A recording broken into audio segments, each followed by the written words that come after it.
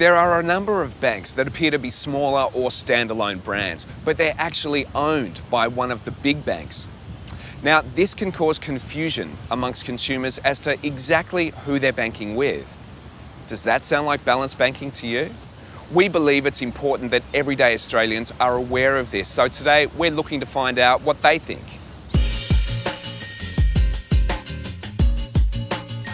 Did you know a lot of the smaller banks that we know of are actually owned by the bigger banks? How do you feel about that? Well, that's the problem. The bigger get bigger and swallow everyone up and end up with a monopoly. It's a bit unfair, but I mean, the government is loath to put in the regulations to try and prevent that. I think there are too few banks who have taken over the business, and I think they are monopolizing and the government is helping them. You know, the smaller banks like St George, they're owned by the bigger banks anyway. I didn't know that. How does that make you feel when you hear that? Well, I think that goes back to the whole controlling.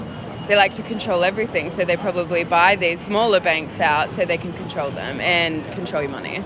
You can feel like you're doing a good thing in investing in a smaller bank, but really it's essentially a branding exercise, isn't it? Yeah. You feel like you're with someone small, but actually you're exactly the same as everyone else. The four big banks buy out all the other little banks.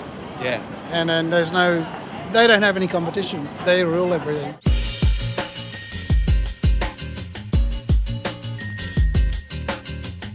How do you feel about the fact that the big banks are buying up the smaller players, but still branding them as the smaller players? I don't like it because I like the corner shop. I like the small deal. I like to be able to choose, and I think most Australians probably do.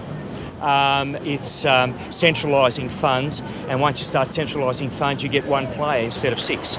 It does eliminate a lot of competition. On one hand, you could argue that there's more security in that because you've got you've got a bigger fish. But I suppose there are those who would argue that you're moving toward a situation where you've got more of a few big players rather than lots of little guys, and of course that should theoretically that means less competition. So.